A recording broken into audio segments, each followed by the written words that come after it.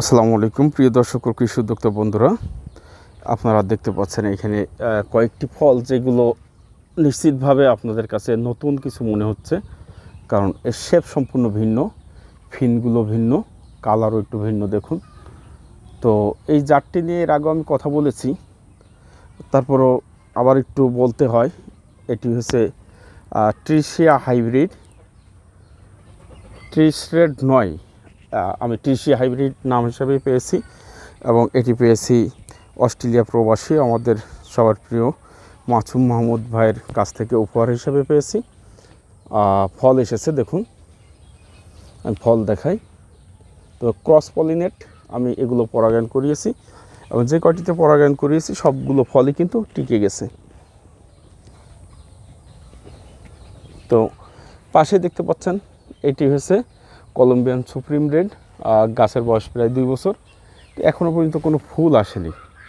Colombian supreme red নিয়ে একটু হতাশ, হয়তো বা বাংলাদেশের আবহাওয়ার সাথে এখনও অ্যাডজাস্ট করে নিতে পারেনি, তবে ট্রিশিয়া হাইব্রিড কিন্তু ফল এসেছে।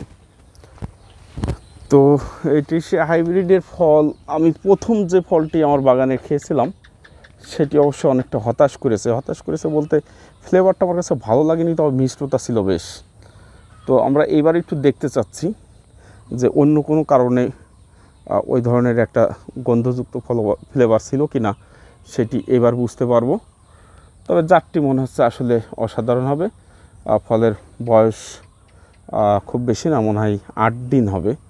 8 দিনে ফলের সাইজটা যথেষ্ট ভালো এসেছে, কারণ এটা বর্ষারও 5 দিন পরে অথবা 4 দিন পরে ফুলগুলো ফুটেছে।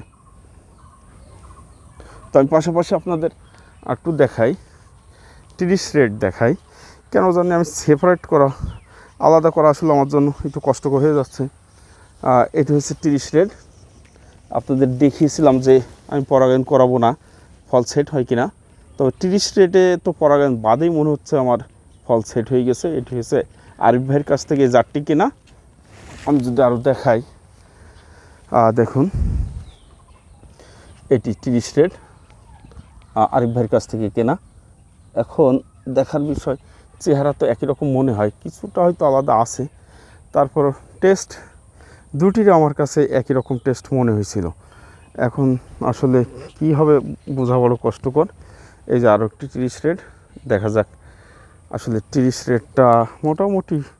তবে যত যাই হোক, আমার কেন জানি মনে হয় বাংলাদেশের আবহাওয়া আমাদের যে জাতগুলো এখনও আছে সেইগুলো আমার কাছে কমার্শিয়ালি ভালো মনে হচ্ছে। 7-8 মাস থেকে আমি ফল পাচ্ছি। যাই হোক, তারপর অনেক কিছু দেখার আছে, হুট করে কোনো সিদ্ধান্ত দেওয়া যাবে না। এটি ইয়েলো থাই, এই যে ইয়েলো থাই মুরাদ ভাইয়ের কাছ থেকে গিফট হিসেবে পেয়েছিলাম ইয়েলো থাই। দেখা যাক, আমি চেষ্টা করছি বিভিন্ন জাতের অবশ্যই আপনাদের সঠিক তথ্যটা আমি জানাবো। তাতে আমার কি বলবো, আমি চেষ্টা করেছি আগাগোড়াই যে অন্তত সঠিক তথ্য জানানো, সেই সঠিক তথ্য জানাতে এখনও বদ্ধপরিকর। দেখুন এই ফলগুলো, এগুলো হচ্ছে আমাদের স্বাভাবিক, এইটা তো বললামই ইয়েলো থাই। তো আমরা যেটা বলছি বারবারই যে এখানে দেখুন ফলগুলো, দেখুন কিছু ফলের সাথে তুলনা করি। এই ফুলটা হচ্ছে ওবান্স ডটারের, এটা হচ্ছে মেক্সিকান ইয়েলো। তো আসলে yellow, is yellow, Mexican yellow, সাধারণ ইয়েলো সব এক কিনা সবই আমি বুঝতে পারবো। এটা হচ্ছে লোকাল নেম বোল্ডার বলে। ফলের সাইজটা অনেক বড় হয়, তবে সব ফল যে একই সাইজ হয় তা না। এই যে দেখুন, সরি, এখানে দেখুন এই দুটি কিন্তু ছোটো সাইজ, আবার এটি কিন্তু বেশ বড় একটা সাইজ হচ্ছে।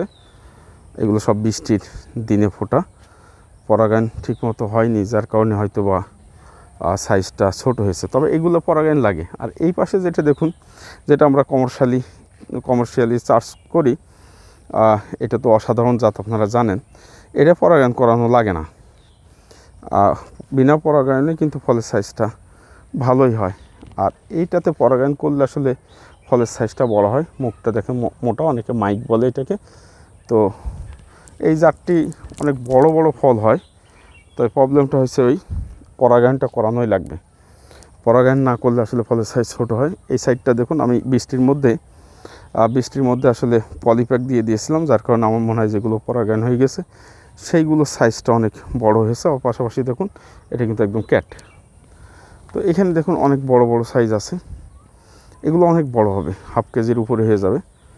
আর এইখানে দেখুন এগুলো তো বলেছি যে পরাগায়ন ছাড়াই এগুলো ভালো হয়। এগুলো আমি অবশ্যই পলিপ্যাক করিয়েছিলাম বৃষ্টির মধ্যে।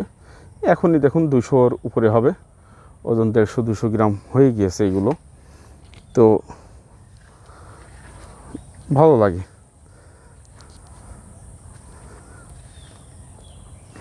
যে দেখুন ফলের সাইজ যথেষ্ট ভালো, সাইজ ভালো।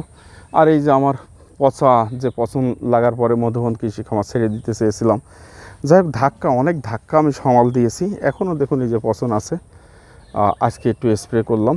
এরকম পচন আসলে মাঝে মধ্যেই লাগে, এগুলো খেয়াল করলে, একেবারে লোকের পরে ডিপেন্ড করলে ঝামেলা হয়ে যায়। নিজেরা যদি প্রতিনিয়ত আসা হয় তাহলে কিন্তু মানে এই জাতীয় অনাকাঙ্ক্ষিত এই রোগবালাই থেকে মুক্ত রাখা সম্ভব। দেখতে থাকুন। সব মিলিয়ে আলহামদুলিল্লাহ এখনও পর্যন্ত আজকে বেশ কিছু ফুল ফুটবে, ভাবছি পরাগায়ন করব, দেখা যাক কি করা যায়। পরাগায়ন করলে আসলে সাইজ ভালো হয় এবং মানে ফল সবগুলোই সেট হয়। এই দেখুন এই দুটি ফুল আজকে ফুটবে।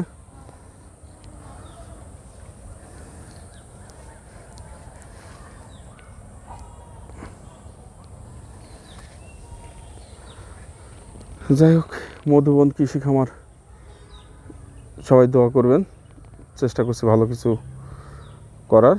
আল্লাহ হাফেজ।